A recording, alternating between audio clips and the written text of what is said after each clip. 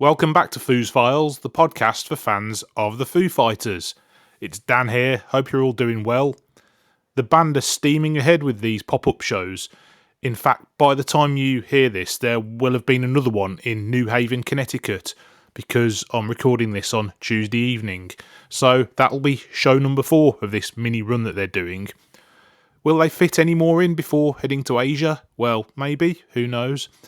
But this has been all moving so fast that what we've decided to do this week is round up some members of the Foo community to join us for a group call-in episode. Some of whom were at the pop-up gigs in California or the one on Sunday at the Black Cat in Washington, DC. And also a few of those who are travelling out to Asia for the dates in Indonesia, Singapore and Japan. And it turned into a fun and lively chat. If you missed out on it, we'll definitely do another one soon, as it's great to bring the Foo community together. And it seems like we're going to have a lot to talk about in the coming months now that the boys are back up and running. So let's head over now to the first Foo's Files podcast Zoom call-in episode. We've got Maggie, Jill and Abhishek, who are all at the Black Cat DC show. Jill and Tina, who are at the Observatory in Orange County. Kerry from the first show in San Luis Obispo, and then Kim and Mike, who between them have got all the Asia dates covered.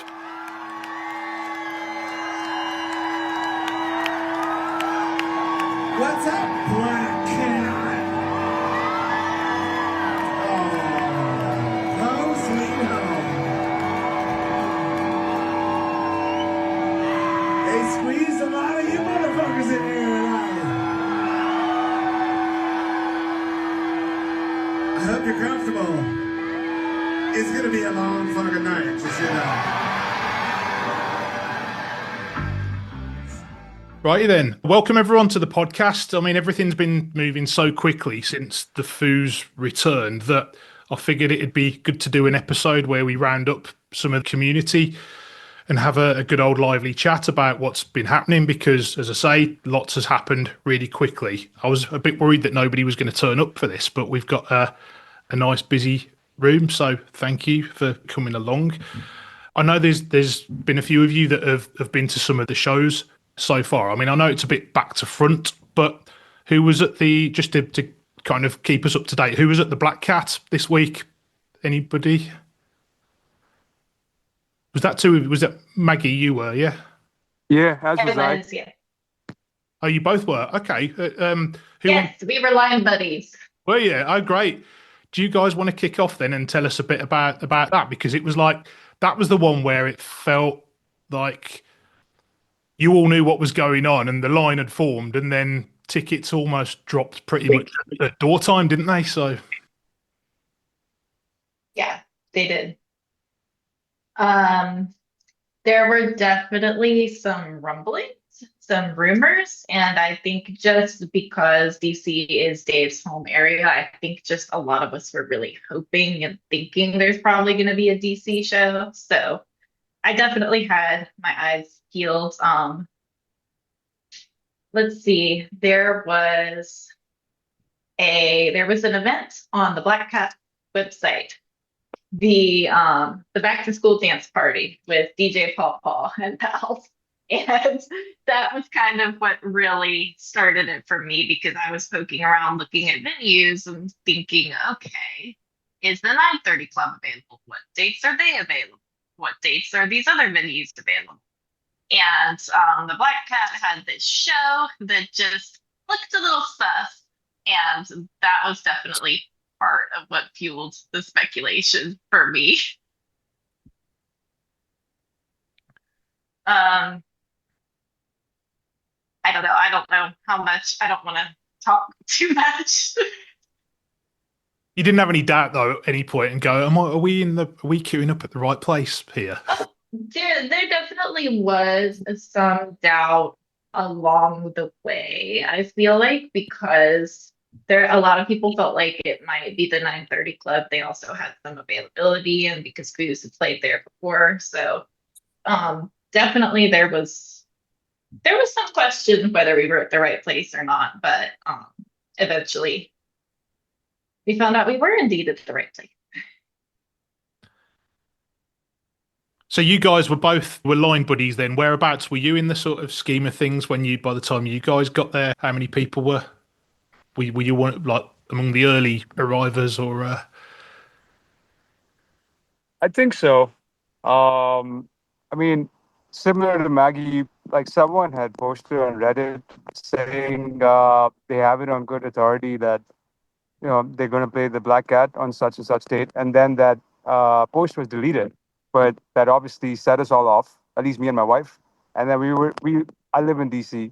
I'm sorry, I'm on the water right now, and that's why I'm dressed like this. Amazing.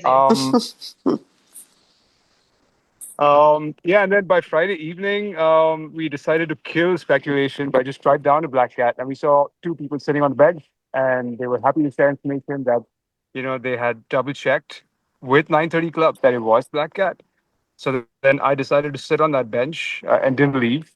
I remember I was like number four, and then Maggie came around and asked the same question, and then she decided to sit. And then by the end of the night, like 8 hours later, I think there was like 15 of us on Friday. Yeah, there were 15 of us at the end of the night on Friday. I was 12. Hi, I'm Jill. Hey, Hi, Jill. Jill. Hi Jill. Hi. Glad you're here. Sorry I'm late. That's all right, no worries. Welcome. So I think the fun part, or one of the fun parts, was Friday night when some of us were lined up seeing what was going on. Eventually, like it was getting close to midnight, and an absolutely lovely, delightful staff member from the Black Cat came out and talked to us.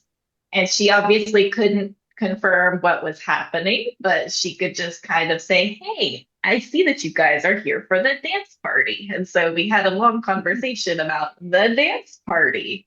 And so that was when we knew, like, kind of for sure. But we were asked to find the venue, those of us who had figured out the secret, not to spoil it for everybody else and get the entire internet into a state of panic. So we were asked not to share on social media. So I was on a social media blackout from that point until Sunday at 4 p.m. when everything happened.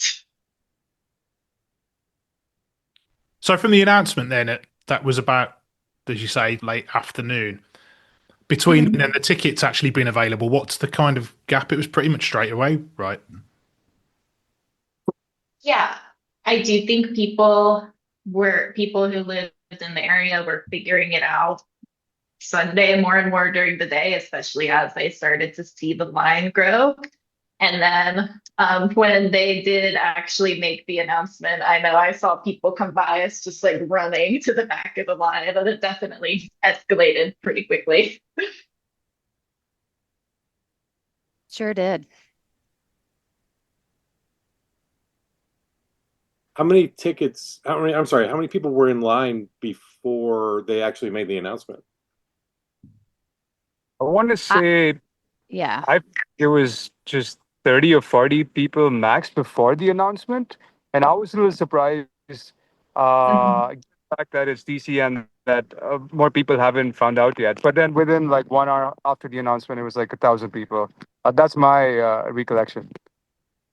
Yeah, my friend Stan counted there was 48 people in there in line. And then all of a sudden it just started to grow and grow. And I think by 5:30 it was maybe 300 or 400 or something. But yeah, it started to grow around the corner. It was crazy. But Friday night was really special. I came down from north of Baltimore, and I was about to have date night with my boyfriend, and all of a sudden my friend calls me and she's like, "People are lining up right now." So I went home, I packed a bunch of stuff to spend the night on the streets. Glad we didn't have to do that. And and I just headed down, and it was great to meet everybody. And then three people were behind me, and that's when, just like Maggie said, someone came out from the Black Cat. They urged us not to spend the night on the street. They said it was too dangerous and to come back Sunday morning. And so we all got to sleep And I went back, it took me an hour and a half, hour and 45 minutes to go back home. And but I came back down Saturday night just in case. And then Sunday morning we were out there at 4 a.m. And I don't know if you covered that, but it was early and so many people asked us, so what are you guys lining up for? And we kept saying dance party because that's what the Black Cat had that night. Dance party was sold out. So we stuck to the script. But so many people were leaving the clubs as we were arriving with our chairs and coffee. And people were doing the walk of shame home, and we were just watching and people watching and lots of dogs coming by. And it was fun. It's such a great community. It really is. Yeah, I second that. I met Jill and Maggie in line both Friday and Saturday. We were all in a group text, and even before the show and after the show, there was a lot of like love and camaraderie for sharing this experience together. Yeah, just good people who love music. And I've stood in line many times for the rail, and it's a killer, to get up that early and to sit outside all day, but you really meet great people. And I've been my first rail experience was in 2018, and the same people were in line with me Friday night. So it was just great. That's cool. I take it all three of you made it to the rail this time, then, given the ticket numbers that you had. I was right behind. So with the plus ones, I ended up going from 12 to 21, but I was dead center and there was two people on the rail and I had the perfect unobstructed view of the band. So I was totally happy with that. Like that's like being on the rail to me. So it was I just should have worn better shoes. That's all. That's my feet hurt so bad after that. But it was worth it. It's like one of the best concert, probably the best concert because of how close I was and how small the venue. And the vibe was really good. Yeah, I was on the rail in front of Pat and Nate and just had the absolute best time. I was wearing my comfy shoes and my feet still hurt. Right. Just a really long day. I think that was the first time that I've ever stayed up for 24 straight hours, but 100% worth it and just super cool to have that experience of a small show. For me, I grew up in Richmond, so not quite DC, but like near there. But there's been so many years of hearing about like small shows at the Atlantis or the 930, or even when they played the National in Richmond, I didn't go. And just I've always wanted to have that experience of like the local small show, and it was such a cool thing to be part of. Same. I mean, I hadn't seen them before, ever, and then this was just like the best gift I could ask for. So yeah, we got in. My wife and I were, front row, dead center, and to put that into perspective, I tried multiple times taking a photograph with my phone, without like zooming out, and I couldn't fit all the five members in one frame. It was as up close as you could get. And if I would show that video to someone, they would think it's AI. Like they wouldn't believe that you would be this up close to a band like the Foo Fighters. Anyway, incredible experience. I felt like blasted in the face with Foo Fighters for 3 hours that night. Wow. Did you say it was your first Foos gig ever? Yes. I grew up in India, and then I had completely written off that I would ever see a band like this because they just don't perform my side of the world. I just moved to the US 5 months ago. Yeah, this has been the best welcome gift.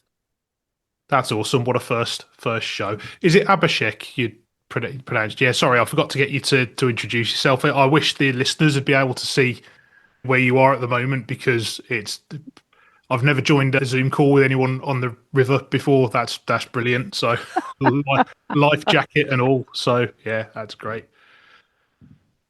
Yeah, sorry, I missed a lot of that. There was a plane flying over here. But yeah, I am on the water. It's DC. There's plenty of opportunity to do this. The weather's still nice. Excellent, excellent. So, any of you guys got anything else to add about the DC show? I mean, we know about the set lists so far, and kind of chat generally about that in a bit. But any particular highlights that the three of you that were there want to sort of talk about? I thought so. I was on the rail for the Portland show last August, and I know the band has gone through a lot since then.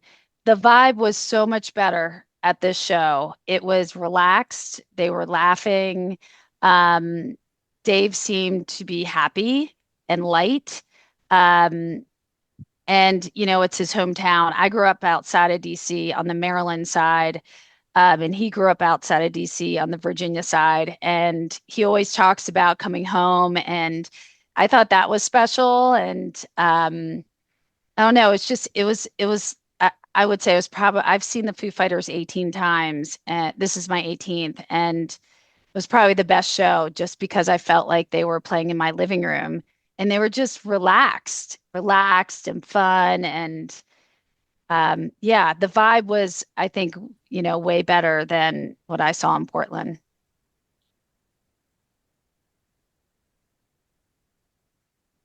I love that.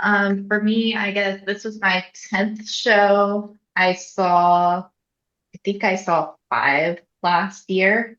And it was just really cool to hear some different songs and some songs that weren't getting played last year on the bigger shows. And that was a really cool experience for me. I've been chasing stacked actors and I got that, and it was super cool. And a funny part of the show for me was when Dave was talking about like those of us who had figured it out and had been in line before it was officially announced. And then he asked us what we do with our chairs during the show, which was just really funny to me. I had a conversation with my friend afterwards about like if he only knew all of the crazy stuff that we do to like climb up and get our spots. Like I had my crochet and my tarot cards in line. We DoorDash food to the line. Like, come hang out with us, Dave. It's a good time, I promise.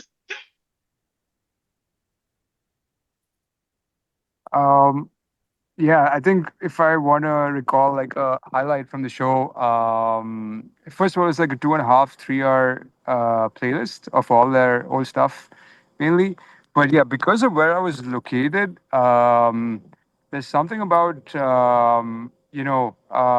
Dave seeing you and making you feel seen. That was something I didn't anticipate. And then every so often, I would like turn right and look at Pat. He's obviously always smiling. I just had the most fun, like looking at people making eye contact with the band. That was like the best part for me. And then towards the end, I don't know if you can hear me with the plane. I'm going to still try. But yeah, towards the end, Dave did choke up a bit, talking about, coming to DC as his home. And I don't know if it's to do with any of the news from last year and him being like putting himself back on the scene. I don't know.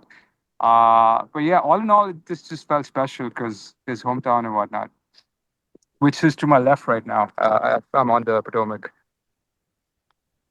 Abhishek, you can never, you're going to be disappointed the rest of your life with every every show you see after this. I was telling you, I was like, what an amazing first show. This is like, I've seen so many bands, and this is like the best show because of the intimacy. It's like playing in your living room. And how do you top that? I hope you're not disappointed with future concerts. Yeah, and I logically speaking, I will be, I think. And then actually, after having experiences, and some of y'all who have done this, a number of shows and were constantly telling me, oh, how you like you're going to be hooked and so on. I think I get it now because there's already some, I don't know, post-show depression and whatnot set in because I was just Right. my hormones were just so depleted by the time the show began. I don't have any left in me. Right. But you're right. It's going to be hard to top this for sure. Like next to impossible, unless I were in huge agreement today. I will say though, it is definitely hard to top that. But at the same time, like my last show before this was Denver, which they said was like the biggest US show. And totally different than this. But if you get to go to a stadium show, just like the big sing-alongs are so epic and so much fun. And not that I missed anything from this experience, but there were times when I was like wishing there were a few thousand more people because I just love that vibe and that energy so much. So I think you'll love that too. So when we picked this place to do a show, first of all, what a fucking beautiful way to come back after a year to play this kind of shit. It's fun, man. It's good shit.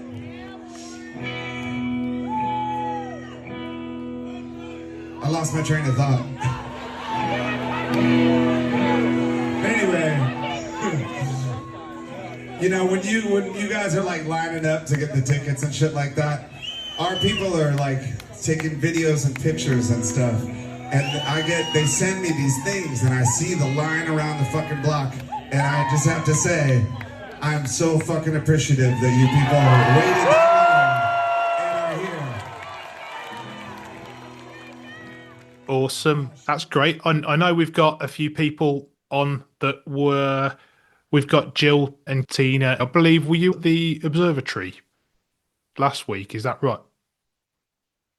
So Tina and I were at the observatory in Orange County. I live in California, in San Pedro, California. So I heard about the show just that morning when they announced it on social media. And so I think it was like 10 o'clock in the morning. So I texted my son, who lives in Long Beach, super close to where the venue was. So I asked him to drive down there and get his place in line, and that I would meet him down there later. And then I was texting Tina because Tina lives close by as well, but she wasn't responding to my text messages because I guess she was in a class. And so I got down there. My son was already in line, and I joined him in line, and then Tina came after that. So we didn't really have any advance notice too much because there were some clues, but we didn't really have them figured out. So Tina ended up having to leave because she's an artist and she teaches art classes.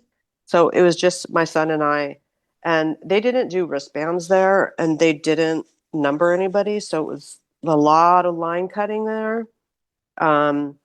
So they had 2 windows open in the box office, and one of them kept going down. At one point, they were down to 0. My son and I were in line for 3.5 hours. It started selling at 1 o'clock, and then it was like down to the last set. 75 tickets. They kept counting down. 150 left. 75 left. And so my son and I we got one of the 4 of the last tickets they were down to like 25. So it was very stressful towards the end. I had a friend who was probably like 10 behind me who did not get a ticket. So, yeah, that's my story. And then luckily we got to go home and then rest for the night and come back the next day. Tina and I got there I guess it was about 3 o'clock the next day. There wasn't a lot of people oh, go ahead. Yeah, there was probably like, I don't know, maybe 10 people when I got in line. And then Jill came a little bit later. And those 10 people were not all at the rail. Like, it was kind of crazy. It wasn't really that organized, but, you know, I didn't care. Just to be that close to one of my favorite bands I mean, you can't be mad, right? A small venue with the Foos, it's just a dream come true. We were second on the rail right behind Dave, but as soon as it started, like everybody behind us was just tossing and turning. We ended up like the 2 girls that we were behind we ended up like 4 people over behind, and the crowd surfing was crazy. We got kicked in the head. That's one thing. I mean, I understand there were a lot of young kids there. The mosh pits I don't mind because they just kind of go on, right? But the crowd surfing, you constantly have to look behind you to watch for them coming. Otherwise, you're going to get smashed. And so that's my only one thing is that was crazy and the security was not really doing much about it. Tina and I had just seen Dave like 2 weeks before that. We had gone to this Chevy metal show at the Canyon Club. So, and we were on the rail for that one. So we had just seen Dave like 2 weeks before that. So I was that so was, shocked when they announced Orange County. I thought of all the, I definitely thought DC. I thought maybe LA, but Orange County I did not expect, and that was just unbelievable treat. Yeah, because we thought Seattle might be one that they Yeah, drop yeah. in. Well, so yeah, you struck gold there, really, didn't you? I mean, 5 minutes from my work, 5 minute drive. I mean, so lucky. Yeah. So you heard about the experience of the show itself from the DC guys. So I mean, do you want to sort of compare notes and tell us what Orange County was like from your point of view? I still thought there was a camaraderie too amongst the Foo fans. Everybody was chatting. You saw some of the usual faces that you see at shows. And Dave did tell a story about how when he was last there at the observatory. But I know DC, I mean, Virginia. tell the story, Tina. Well, no, you tell. He was there. He was there for, Dimebag Darrell's like barbecue. He had already passed away, I think. Yeah. And there's actually footage of that on YouTube where he came out from behind the barbecue. Yeah. And he didn't even have time to take off his apron. He just went on stage with a bunch of drummers. I think there was like 10 people there. There was a lot on stage. And that was the one and only time he had even been there, and he really didn't play there because he was just cooking barbecue for his. I think he's super good friends with Dimebag Darrell's wife, so he was there like helping out with that.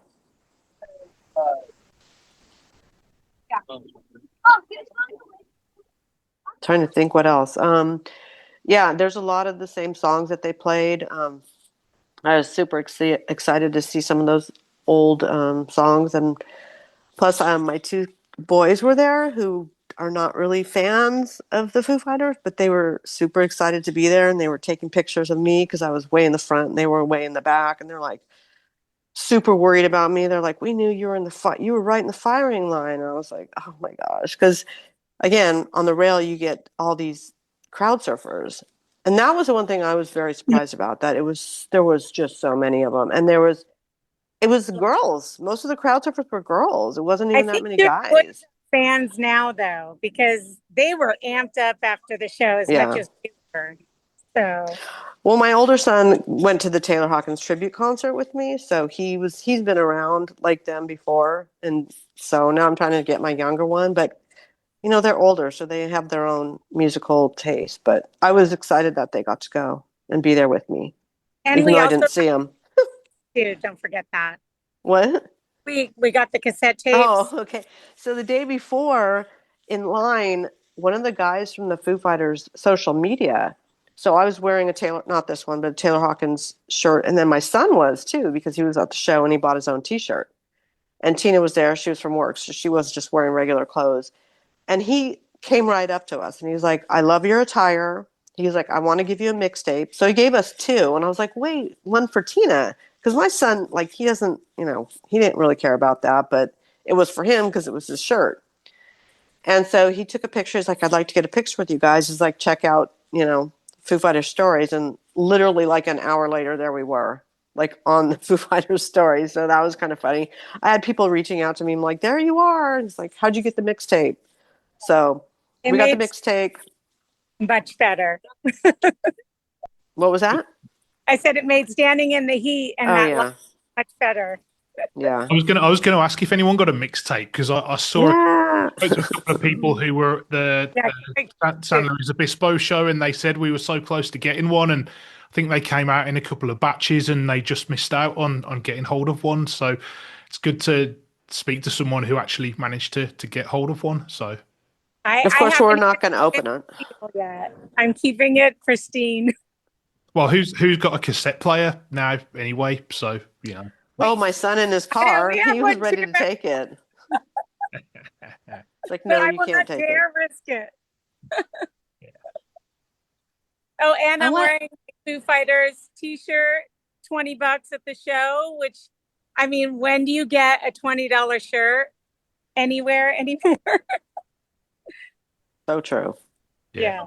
Great. I was going to ask a question from you guys from the observatory. We heard about the crowd surfing, and I was super surprised because of all the big and small shows I've been to. I've never seen that at a Foo show. It's the young, And yeah, It was the I mean, kids. It was the kids for sure. The young crowd there was like crazy. And I think it's because um, they're just getting a lot of hype right now. And so yeah. I guess it was really bad at the at Slow as well because it was right near a college. So I don't know Mm. if those kids like, I don't know. It's just all young kids that were doing that though, and the crowd surfing and the pit. I don't think there was a lot of, and Maggie, you can let me know if you agree. We were a little not afraid, but we were aware that that might happen in DC. But if you look at the line, there weren't many young kids there, Hmm. I think. I think I'm 55. I think there was a lot of like I would say I don't know, Maggie, what you would say, but I think it was a slightly older crowd. There was a Yeah. mosh pit that broke out in the middle. I don't know if you saw that, Maggie, behind us, but there was no crowd surfing at all, and a small mosh pit, but it fizzled. So, but I thought Wow. that was interesting. Yeah, Yeah, it was a little Yeah. much. I was hoping they would do something about it, security, but because there were people falling on their backs, on their heads. You know, they go over yeah, the rail and they have no control over where they fall. And I was like, these people can get seriously hurt. But yeah. I'm really surprised security didn't, nix that because you absolutely can get hurt during that. yeah, So, they actually pretty much ignored it. I mean, they helped the people over the so weird. rail once they went over the rail, but Right. they didn't stop it from happening. And we just kept, our Yes, heads no, were turned like on a swivel, just looking for the next, it was Mm, kind of crazy. It distracted a little bit from the show, but it's okay. yeah. It's worth it. finally got kicked in the Yeah. head once, so that was good. My God. I Lord. wonder, I wonder if maybe they, because you guys said they didn't number at the California shows and they did the numbered wristbands for us in DC. I wonder if by like the third show, I wonder if they had kind of like dialed it in a little bit more. And I wonder Hmm. if they were able to handle the crowd surfer thing better because I do Well, remember seeing a I sign that said no crowd surfing, but I don't know if anyone would pay attention to that or not. But I did notice it at the DC show. I mean, there were definitely a lot of line cutting. They did numbers, but they said it to your face. Oh, They okay. didn't Okay. write it down. They're like, basically, here's where the Gotcha. cutoff is. In fact, the guy that gave us the mixtapes, the Foo guy, he's like, "Oh, you guys, you don't have a chance." And I was Yeah, like, "What?" I mean, I was so sad because we hadn't even gotten the tickets hadn't even gone on sale yet, so I was already defeated. Mm. But yeah, we were pretty far back, so we got lucky because again, we got some of the last 25, but I wish they would have done the wristbands there. I think it would have been so much better. Mhm. Yeah, and they also put on when they announced the DC show, they put no line cutting. They Hmm. put that Right. in their I instructions saw probably that. because they learned, right? Yeah, no, So, exactly. show seems to be like better organized as they go. So we'll see what New Haven has. yeah, because that's a college town. So, Yeah, you know, get it there. There'll be some crowd surfing there, I bet, if there's young kids. yeah, yeah. Awesome. Just generally on the shows, because we've got Kim and Mike and Kerry on as well. And those of us who haven't been able to get to one, we've kind of watched all of the clips by now and seen all the band's body language and everything. How do we all feel about the songs and just the general energy that the band's come back with? And obviously, Elon Rubin, the new drummer, as well. How are we feeling about all of those things? He was great. I thought the energy was amazing. I don't know, but I love all. I've never been disappointed at a Foo show, but I don't know. I thought it was up there. I don't know, Jill. What about you? No, I think Elon fit in great. I mean, him and Yeah, Dave could be like brothers. They look yeah. very similar, and Mini I mean, me. I love Josh. Don't get me wrong, but I just feel like maybe he's a better fit somehow. Maybe his playing style. I mean, I think they all seem super happy. Um, you could tell that they love being there. By the end of the night, they could tell that they're a little tired. I mean, they are getting older, just like we all are. But yeah, He did say I he think took Bill before the show. that's right. He did his his Advil or whatever. He took a couple before the show. He was funny. He was super funny. Dave was like laughing. He made a lot of funny jokes, so that made it a lot of fun. Yeah, energy was definitely different and more upbeat and fun and smiling and laughing and all of that. And Elon, am I pronouncing that right? He seemed to, I love Josh too, don't get me wrong. But he seemed to be go hard. And maybe I can't figure out two different drumming styles. So I'm no expert, but I feel like he definitely there was a good connection between Dave and him. And you're right, it could be his little brother. Like they both have the like curly long hair, brown hair, you know what I mean? So yeah, and then he also, I don't know if you guys talked about this, but Maggie, do you remember him saying we'll be back in DC? He did, And yeah. yeah, so they're probably going to embark on some sort of tour. For And sure. yeah, and my boyfriend was supposed to see them in 2022, but because of Taylor, all those shows were canceled. And I told him he could have come down to DC with me, but he'd have to stand in line. He's like, "That's okay, no, thank you." And so I'm hoping for a tour so he gets to see how great they are live. Mhm. Yeah, definitely. He said they're coming to DC again. He can't tell us where or when. And I was like, well, we're gonna figure it out because we're sleuths. But I'm excited to see what happens with the full tour for sure.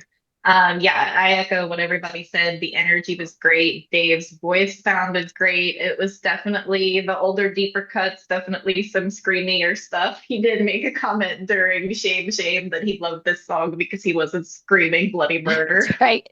That's right.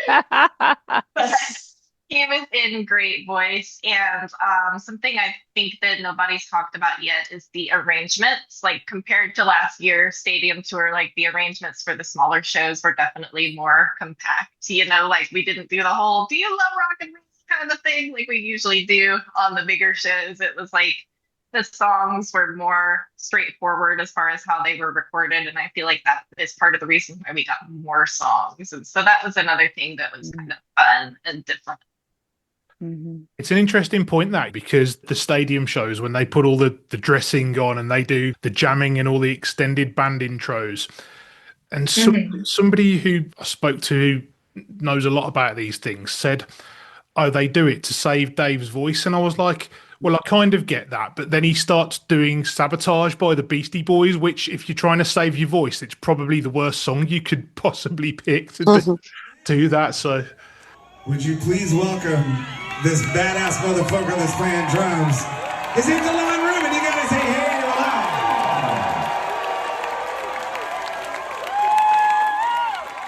Finally, there's more hair in this fucking band. Jesus Christ, started looking like a barber shop after a while. Fuck that shit. anybody else got any thoughts on the songs and the lineup that we've seen so far that hasn't chipped in yet? Go on, Mike.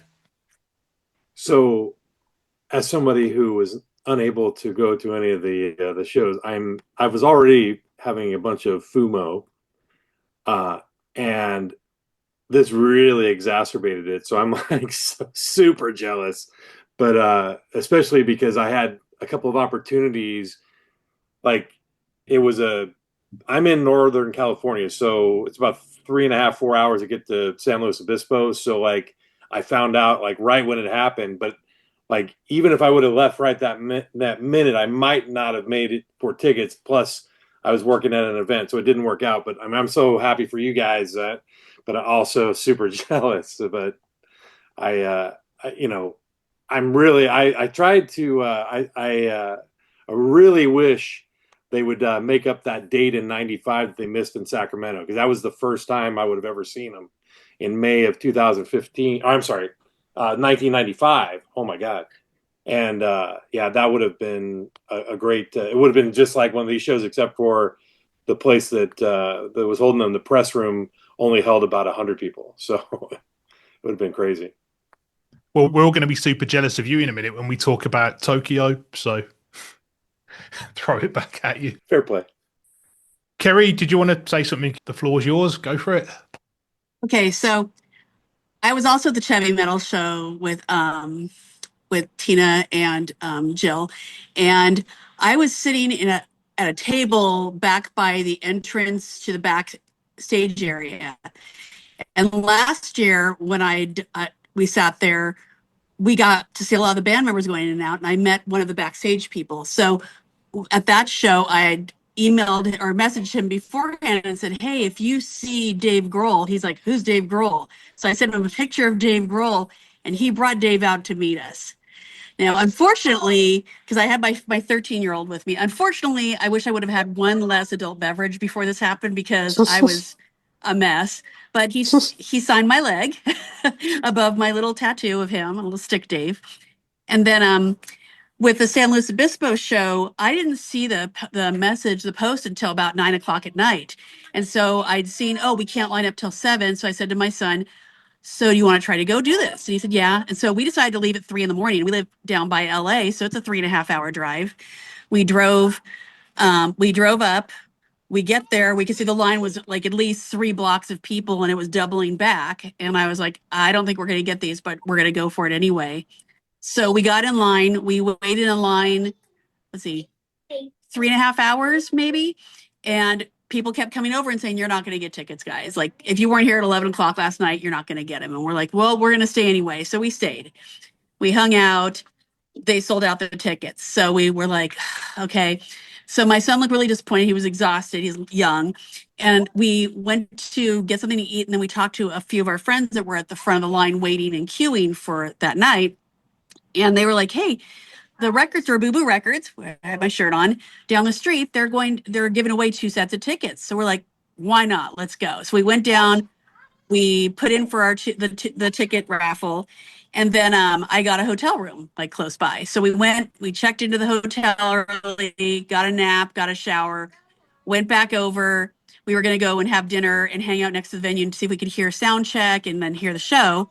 And when we got there, we saw our friends at the front of the queue, and they were like, hey, the band's just getting here and back over. Like, if you go over towards the side, you'll see their backstage door. Maybe you can see who's getting here. So we're like, okay, why not? We will. We walked down, we're standing, there's this black privacy curtain, and you can see all the tour buses right there in the back door. So we saw Ilan walk in, and we also saw Nate. And then we heard the music start, so we just kind of hung out, and there was like a dozen of us.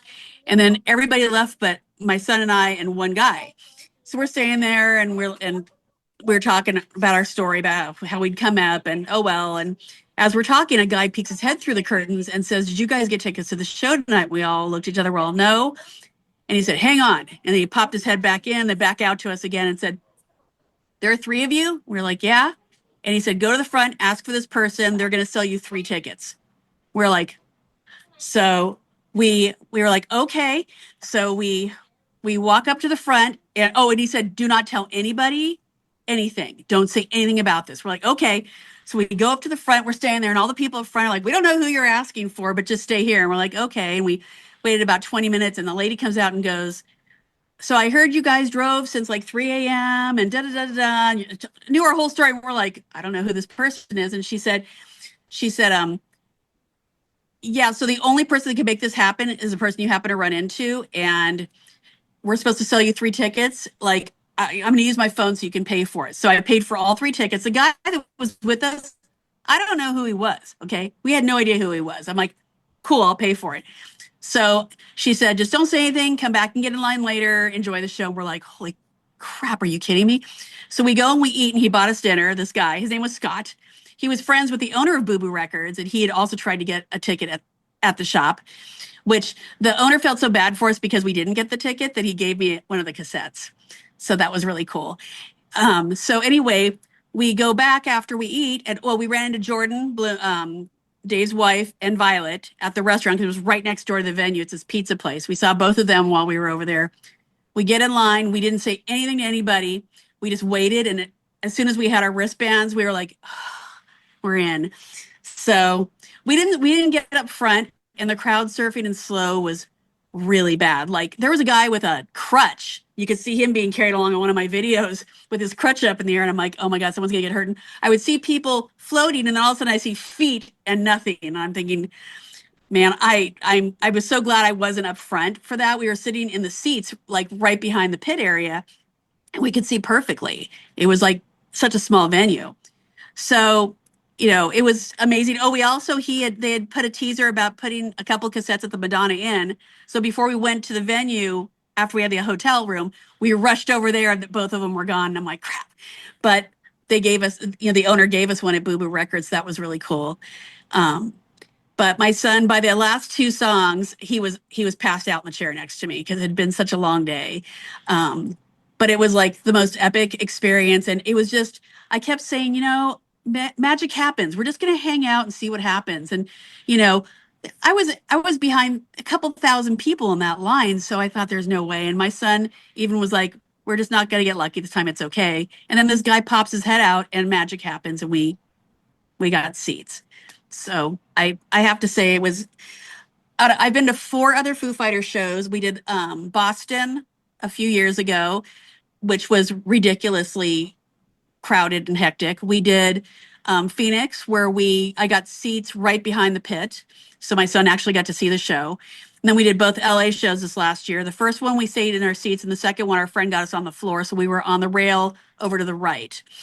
And they were all great shows, but the energy in San Luis Obispo was like nothing I'd experienced at the other shows, because they just seemed really refreshed, happy to be there. They seemed really humbled by how many people showed up. And even David, I think it was an hour in, says, wow, we've only been playing an hour and I'm exhausted, So you could see he was just pacing himself and having a good time. And they didn't do all the long intros and breaks for everybody to run off stage or anything. And they just, like, Ilan was amazing. I think his style matches Dave's more on the drums than Josh, even though I love Josh. His drumming is perfection, but Ilan just seemed to fit in a little bit better. And I don't know how else to describe that. But I will say, because I'm 55, I've gone to a lot of concerts, I've waited in a lot of lines overnight, and being able to give my son that experience, he'll probably never get it again. He's 13, he's just getting into it. He started drumming this last year after meeting Shane Hawkins, and Dave Grohl patted him on the head when we met a couple weeks before. So, I love seeing that energy in him now, and knowing that he got that experience, because, it shouldn't have happened. We shouldn't have gotten the tickets. And I'm so glad we stuck it out, and we were exhausted, and it was worth all of it. That is incredible, to go all that way, be told you're probably not going to get in, and then to just get tickets like that. That is awesome. Well, a lot of people went and then left because they were like, oh, we're not going to they sold out. And I'm like, no way, man, we're sticking through this. We're going to come home. And then I'm like, no, let's go for that raffle and let's just hang out. And it happened. So good times. Yeah, it paid off, because if there was like 10 of you instead of 3 of you, it probably wouldn't have happened, would it? No way. So yeah, the Foo crew, they pay, you don't think they are, but they pay attention. Like our friends that are in line right now in Connecticut, they said there's only one way in and out of that theater, and that's the front door where they're standing. So if they're going to meet someone, that's where it's going to happen. And I told her, go down, and there's a record store raffle, go do it. They'll call you, they'll put all your information in, so you don't have to go back over there. It was like a 25-minute drive from the venue. I told her, just stick it out. Stuff happens. And she said that somebody else said that they undersold that that venue a little bit, and I can see why, for these little tiny things like the record store, contests, and certain people that get lucky. So I told her, don't leave, just stay. You've been there all night, just stick it out to the end, see it through. So I'm really glad she is. That's amazing.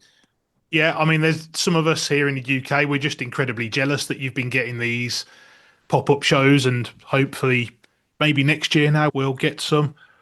But we've got a couple of people on who, obviously Connecticut's tonight, whether they fit any more small shows in afterwards, who knows? But we've got a couple of people here, Mike and Kim, who are off to Asia to see them, which again, incredibly jealous about. So I think is Singapore first, Kim? You're right. It's actually Jakarta first. That's right, of course, yeah. Which I have to say I was really surprised about, because obviously we got the news about Singapore Grand Prix, so I quickly booked those, booked a flight, and then they announced Jakarta, typical Foos. So initially we were flying into Singapore and then straight out to Jakarta, and I thought, oh, this is too much, but jet lag and heat and that. So I was able to rearrange my flight, which was great. So yes, the Jakarta one was a surprise. There was I think maybe Dan, you said to me that there was rumours about Jakarta had been going on, or a few people have said it. And I thought, oh no, it'll be after Singapore, so that'll be much better. But of course, typically it landed beforehand. So and that was interesting, buying the tickets there. Most of it was in I mean, typically when you're buying tickets, we're so used to being on there and like getting first in the line and refreshing, and it was so easy. Although I did lose them about 3 times, because most of the form was, you had to fill out this huge form with all your details. You had to give your ID, so we used our driving licenses, and then we just got to the last page and there was a couple of words in Indonesian that weren't translated, so we're frantically trying to look up these words, and then I lost the tickets because we timed out. So after about 4 goes, we finally got them. And needn't have worried, because it didn't sell out immediately like we're used to. So so the buying process was quite interesting to begin with.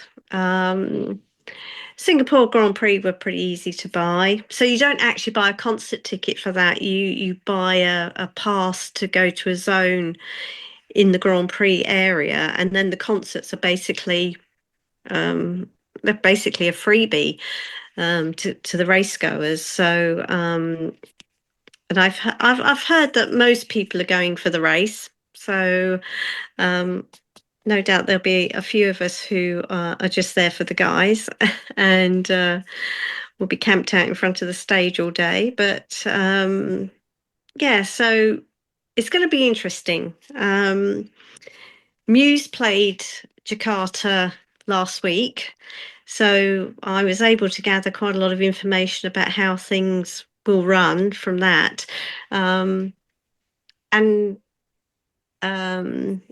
there's been a couple of little spanners in the works, which is unique to that venue and Indonesia itself. But thankfully, having had Muse there, I've been able to piece together, and with some help of a couple of people who've been very helpful online, work things out. So where the Foos are playing is part of a huge leisure park. Apparently it's pretty big. And I didn't realize that one of the things was you had to buy a ticket to get into the park before you can even go to the concert venue. So I was thinking, oh God, nobody said about that, and how much is that going to be? Anyway, it turns out it's £1.50, so it's not exactly expensive. But then my hotel is actually in the park, so we might be all right. But there's still, I think I worked it out, it's about a 50-minute walk from the hotel to the venue. The other thing that was a bit quirky about Indonesia is when you're in the concert area, obviously it's all contactless these days, but you can't just tap and go with your credit card. You've got to have a app that's got a certain type of QR code on it to be able to buy food and drink and merch and everything. So I only just found out about that last week. But there's an app, like a money transfer app thing that you can load up. But I only found out that because it caught another visitor from overseas out. So there's been a couple of things I've had to work out. So it'll be quite interesting to see what it's like. Yeah, and Didn't you decipher from the Muse show as well that obviously there's a few things culturally that are going to be a bit different, but it's like a early start, early finish compared to your typical sort of concert time as well. yes, well, there's no support for Muse, and they came on about 8, and they only did about 1 hour 40 set. So yes, it was all done and dusted by 9:30, quarter to 10. So I'm hoping Foos will play a little bit longer than that for the effort of getting there. So yes, it'll be interesting to see, and it's also been interesting with Jakarta because of this company who have now running these shows. They've actually had quite a lot through this year. So they had Green Day earlier in the year, then Muse, and then now Foos. So yes, which has been brilliant for the people there because this girl I've got chatting to, she they love their rock and their metal out there. So it's been great for them. Although probably a little bit, with having 3 huge bands through during this year, probably a little bit hard with, budgets and ticket buying because the tickets were more than certainly more than we paid in the UK.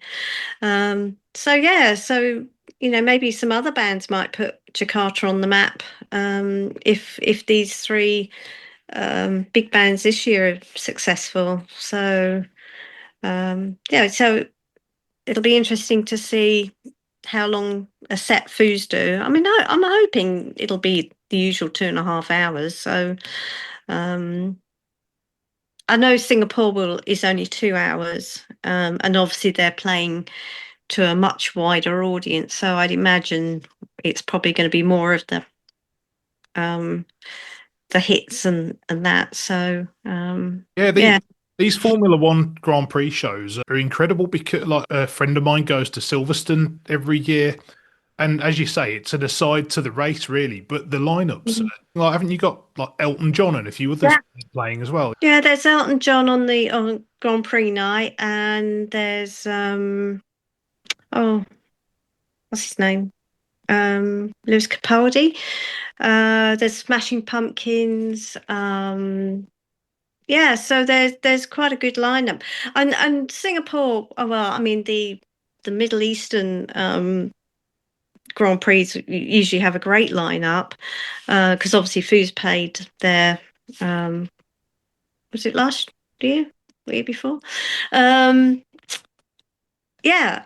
And they do because they have some great line. I mean, Kylie's played Singapore. Most of the big people have played, and which is great because I've been waiting for quite a few years for Foos to play Singapore again because they played it 2017 and I wasn't a fan then.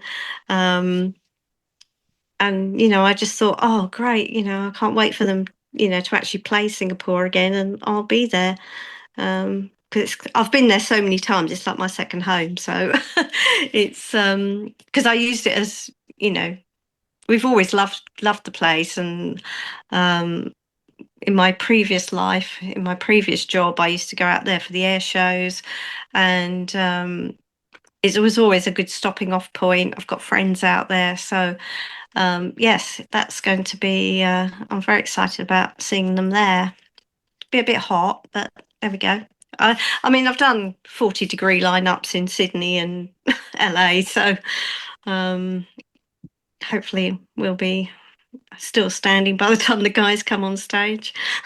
No, it's going to be an awesome experience. Although I was kind of hoping that Jakarta was going to be the first Foo show back, so I was all lined up to go. Yeah, I'm going to get all the first pictures, and then they've stolen my thunder.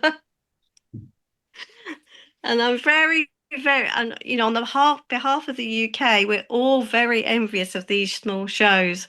We're all sitting there going, "Oh, can we have some? And where will they be? And everything." So we are very envious because it's the ultimate thing to see, your favorite band in such a small setting, and so intimate, especially the Black Cat one. I mean, I'm looking at all your videos and going, "Oh my God, they're just so close." I did Santa Barbara actually almost 2 years ago, and I thought that was brilliant because the stage was about 4 foot high, the security pit was about 4 foot wide, and I was thinking, and this was actually my first proper rail, and thanks to a help of a guy we met in the queue, and he helped us get centre rail, right in front of Dave, and then when Dave ran out and the guys ran out, and they were just and he comes to the edge of the stage, I'm going, whoa!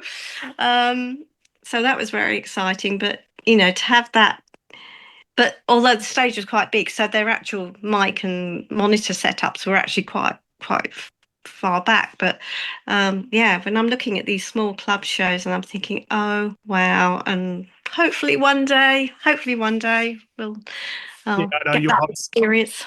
You're holding out for Brighton again, aren't you? Oh my God, yes, because so Foos have played Concord 2 in Brighton twice, 2007, 2014.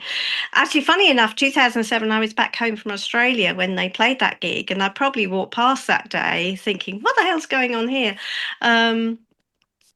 So I would love that because I go to, obviously being my local venue, which is 15 minutes walk away.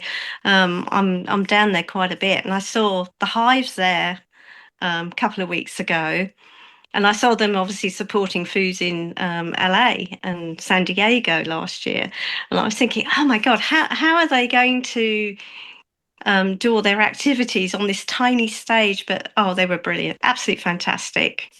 Pele got out into the crowd and everything, and it was, so I had that experience with a reasonable sized band with the Hives, so to have that with Foos, and every time I go down to Concord, I'm there on the rail thinking, oh my God, Foos were here, and it's quite amazing. So yes, hopefully one day they'll come back and play it again. Yeah, let's hope so. Yeah, Mike, do you want to tell us about your Japan trip? Well, it's already changed because the Foos were playing on the 7th, and then they were going to play on the 10th in Osaka. So I had purchased a plane flight in between on the 8th. We're just gonna get ready for Osaka, which was great. And then for the first time in I don't even know how long back, I'd have to look, but I can't remember the last time the Foos played back to back. And so they're playing the 7th and the 8th. So I just got to cancel my flight. I'm going to take the bullet train to Osaka on the 9th. So it was one of those things where I actually had planned to go to Tokyo last year, to Japan overall, and it just didn't work out to where I couldn't go. So I had to cancel my flight last year, and I ended up having flight credit on another airline this year, and made things a lot easier for this trip to happen. When they announced those announced those concerts, I was like, yeah, I gotta go do this. It's just kind of meant to be.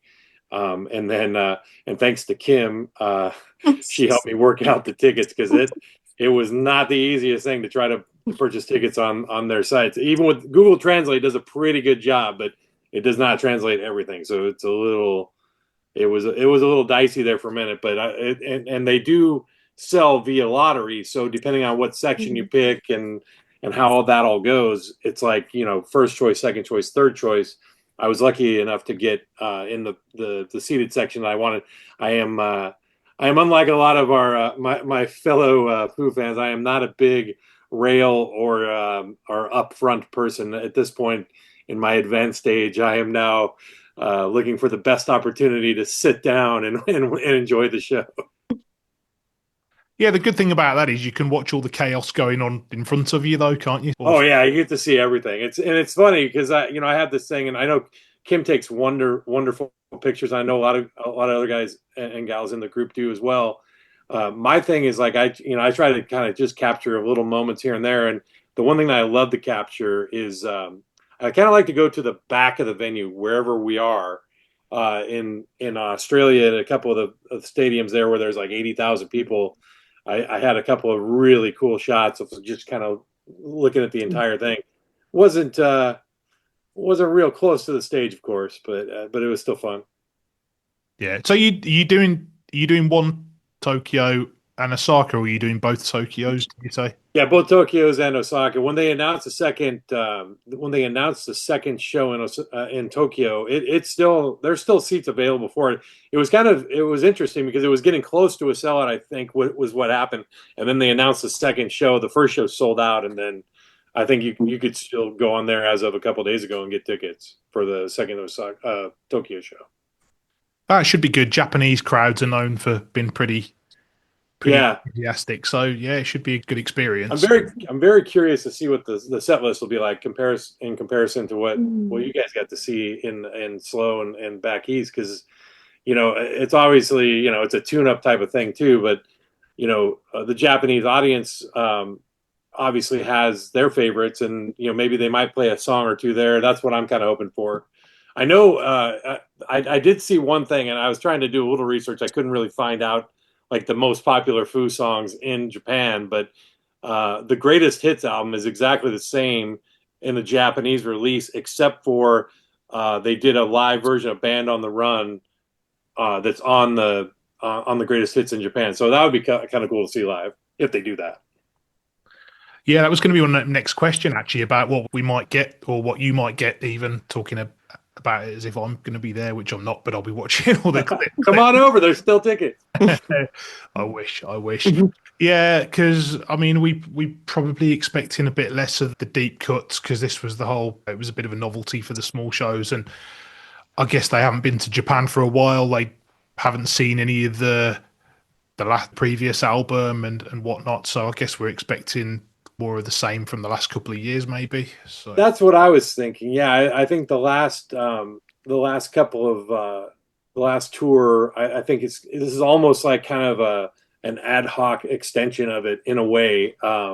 So I would expect a lot of the newer stuff, and hopefully, there's a deep cut or two in there. I've been really spoiled the last tour because my favorite song is Stacked Actors. I know somebody mentioned that earlier in here, and also Arlandria. And so those two, I mean, they're my top 5 songs of all time for the Foos, and to get to see your favorite songs, and it's always a special thing. I know you guys, here in the chat, I'm sure you guys have your favorites too, but I was so mad. They did a 2 shows in Melbourne when I went to Australia a couple of years ago, and the first night they played Stacked Actors, and then the second night they did not, and I was like gutted. But Awesome. yeah, so hopefully, hopefully whatever they play, I'm going to be just totally excited because it's my happy place. So I gotta love that. Yeah, another hands up for Stacked Actors here. Actually, it's definitely one I always like to get it if we can. Yeah, so another 2 hands up. In fact, what I was going to say, it seems from what Dave was saying, at least at San Luis Obispo, it seems like they're trying to cover the whole span of 30 years. So it was really nice to hear a lot of stuff off the original album that I've never heard him do live before. And I'm hoping they're going to keep that up and do stuff that's maybe a little more obscure with a lot of the hits that people expect to hear at the shows. But we'll see. Yeah, I think Singapore, you're going to get the hits, aren't you? Because it's not their show, as you said. Yes, I assume because the the crowd in Singapore is going to be so many different kinds of people that, it's going to be the as my friend in the Melbourne Foo tribute calls it, the family favourites. So that'll be interesting. If they play a longer set in Jakarta, I'm desperately hoping they still might keep the teacher in, because that's my all-time favourite Foo song now.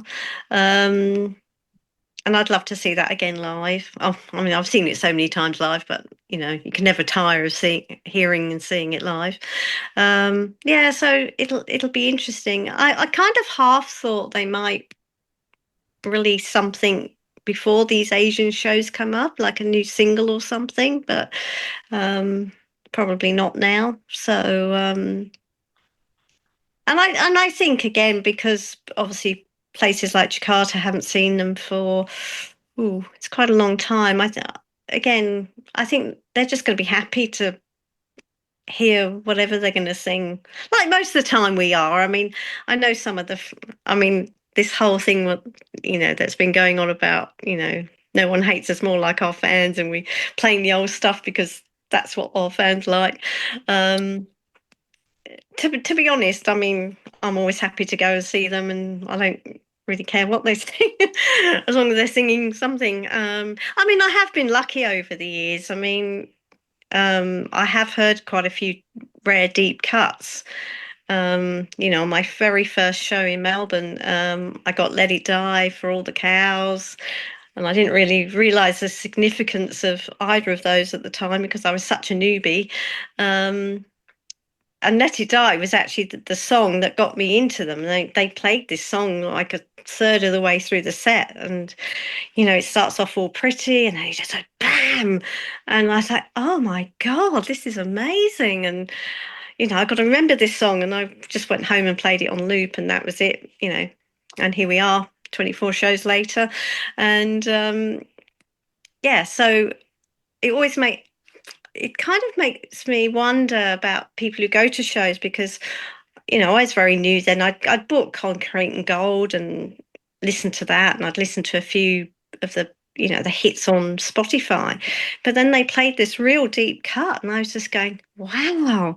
And of course then I went home and listened to the whole back catalogue. So they can play a deep cut and it'll resonate with somebody, and then they'll become a huge fan. So never stop playing the deep cuts. But yeah, when you're a band that's been going for 30 years, it must be in some ways a horrible job, like the impossible job, picking the set list, because you're not gonna please everybody, are you? And I think these small shows, they've probably got it as close as they could in a way, because they've given the sort of original fans, the 90s fans, what they want.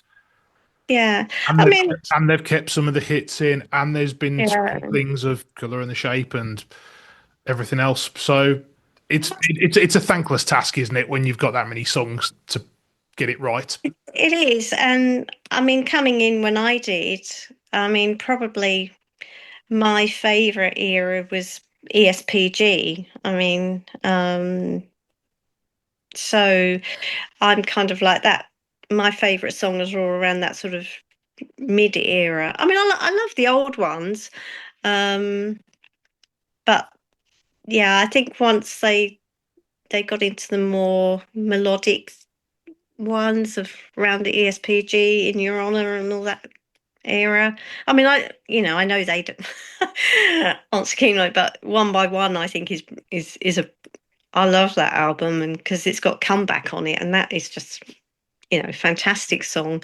But it's like everybody, we've all got our favourites, and some might be the more earlier stuff, some might be the more louder stuff, some might be the more quieter stuff. But I mean, I think that's the great thing about Foos, is that there's something for everyone, because they produce such a wide range of different sounds and styles. So and that's what I really liked about them when I first got into them. I'd listened to Concrete and Gold, and it went from like the big, powerful, heavy run to the title track, which is all like proggy and vibey and Pink Floydy and like, oh wow, these guys are, pretty good. Yeah. Yeah, and there might be stuff that Dave's got in mind now they've got Elon in the band, and because when the San Luis Obispo gig and they played Low, which they obviously don't play that often anymore, and I almost kind of felt like they've put that in to show what Elon can do because it's such a drum heavy song, and that might not have been the case at all, but it kind of felt like to me that's why they decided to chuck that one in his first gig. Very lucky. So I'm very excited to see him. I've obviously been watching all the videos, and yes, I'm very excited to see him. Yeah. Anyone got any final thoughts before we wrap up? Just stop teasing us and give us some dates for next year. Absolutely. Well, it seems like it's full steam ahead now. So I think once Asia's finished, it will be looking ahead to next year and hopefully Europe and the UK for us over here. So fingers crossed. Hope so. Yeah. Well, you guys have a safe trip to Asia anyway. And yes. We're hearing all about that. And thanks for everyone else who came on and shared their experiences of the US shows too. It's been great, and we'll do this again soon, sometime. That was a bit of an epic. We covered off loads there, but it was all good stuff. And as I said, it's great to get a lot of fellow fans together for a chat about the band that we love. One thing I'm conscious of is it wasn't very favourable to certain time zones. I know we've got some listeners in Australia, for example, and it was a bit early in the morning for them. But for this one, I was keen to be able to get people on who attended those small shows in the US, so the timings were kind of catered for them. However, we'll definitely do more of these and mix up the timings a bit to suit people in other parts of the world. I hope you all enjoyed it. Thanks again for listening to Foo's Files. Have a great week, and if you do manage to get to a show over the next week or two, wherever or whenever it may be, do have the best time. And don't forget, if you are enjoying the podcast, please do leave us a rating and review on your favourite listening app. Take care and see you next time.